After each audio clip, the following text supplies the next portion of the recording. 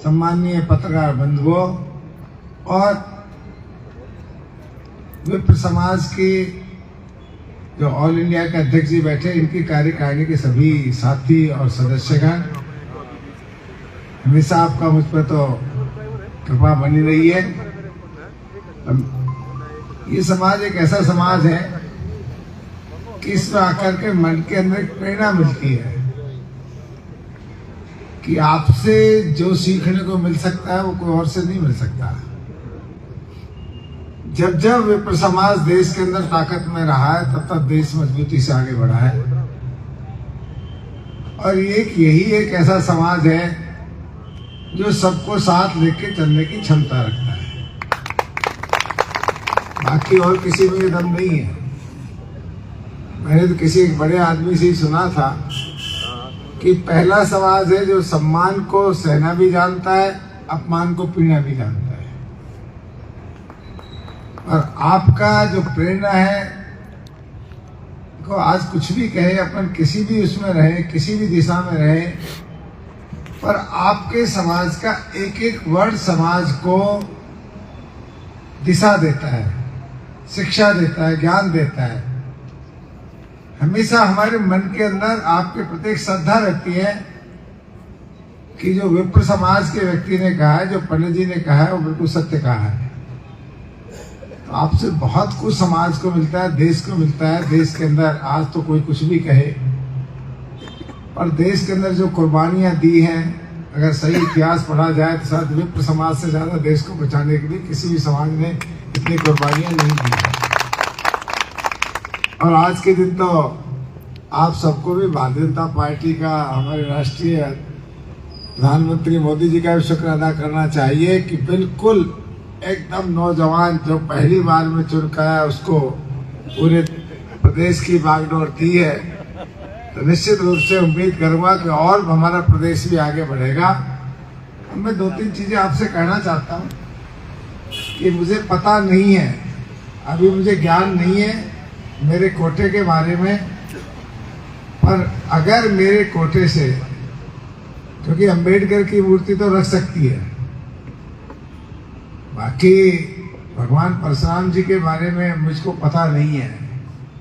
हमारी अगर उसके अंदर हुआ, ये पहले बात सुनने की है, पर उसको पकड़ मत लेना कि कहीं मैं कहूँ और कोई चीज कानून में ना हो तो बुरा लगे। तो आप अपनी मन मर्जी की बढ़िया से बढ़िया मूर्ति जहाँ लगवाना चाहते हो, मेरे कोटे से मैं पैसा मंजूर कर दूंगा, बशर्ते कि वो लगने चाहिए, वो कानूनन अड़चन नहीं आनी चाहिए। और अगर परशुराम भवन भी बन सकता है, वो पैसे भी लग सकते हैं, तो उसके लिए भी मुझे पैसा देने में कोई एतराज नहीं। मैं मूर्ति के लिए जगह आपकी होगी, जगह सरकार नहीं देती है। सरकार दे रही है सर्वे कराने के लिए, एजीएम साहब को दे रखा है। एजीएम साहब को सरकार की तरफ से आए हुए सर्वे करने के लिए, जगह देने के लिए। मुझे नहीं पता, अगर मेरा एक भी पैसा लग सकता है तो मैं विप्र समाज के लिए, भगवान परशुराम जी की मूर्ति के लिए, चाहे 5 लाख लगे, 10 लाख लगे, मैं रुपए देने के लिए तैयार रहूंगा।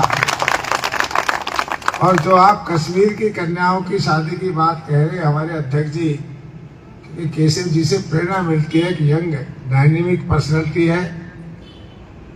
अगर जब भी आप इस तरह का कोई आयोजन करो तो उसके अंदर मैं भी अपनी तरफ से, वो तो खुद की तरफ से सहयोग करूंगा। जब आप ऐसा कार्य करेंगे तो निश्चित रूप से मुझे भी उसमें शामिल करें। आपने मुझे बुलाया, पर आज तो ऑफिशियली आए। हम सेंट्रल पार्क के अंदर, एक मैं कहानी सुनाता हूँ। सेंट्रल पार्क के अंदर, जो जयपुर के अंदर है, उसमें घूमने का बहुत अच्छा स्थान है। वहाँ डेली कोई ना कोई पोस्ट बड़ा का कार्यक्रम होता रहता है।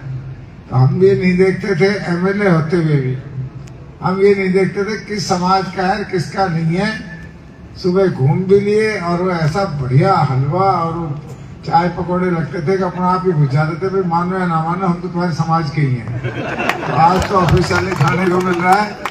आपने आयोजन किया, पूरे विधानसभा क्षेत्र के सारे हर गांव से बंधु आए हुए हैं, और निश्चित रूप से आप भी आज नया मुख्यमंत्री हमारा बना है, विप्र समाज के लिए इससे बड़े गौरव की बात हो नहीं सकती।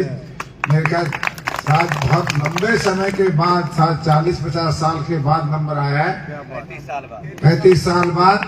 तो उम्मीद करूंगा कि आप सब इसके अंदर सहयोग करेंगे, जिससे कि राजस्थान को आगे बढ़ने का मौका मिलेगा। आपने बुलाया, इसके लिए बार बार कोटि कोटि में धन्यवाद देता हूँ। धन्यवाद। जय हिंद, जय भारत। और डॉक्टर साहब, आपसे तो हम सभी प्रेरणा लेते हैं, पूरी समाज को प्रेरणा लेनी चाहिए। किसी ने कहा है, कौन कहता है आसमां में छेद नहीं होता? कौन कहता है आसमां में छेद नहीं होता? अरे एक पत्थर तबीयत से उछालो तो यारो। तो वो हमारे डॉक्टर साहब हैं, जो दिल से यदि कोई कहते हैं बात और दिल से काम करते हैं, तो कौन कहता है?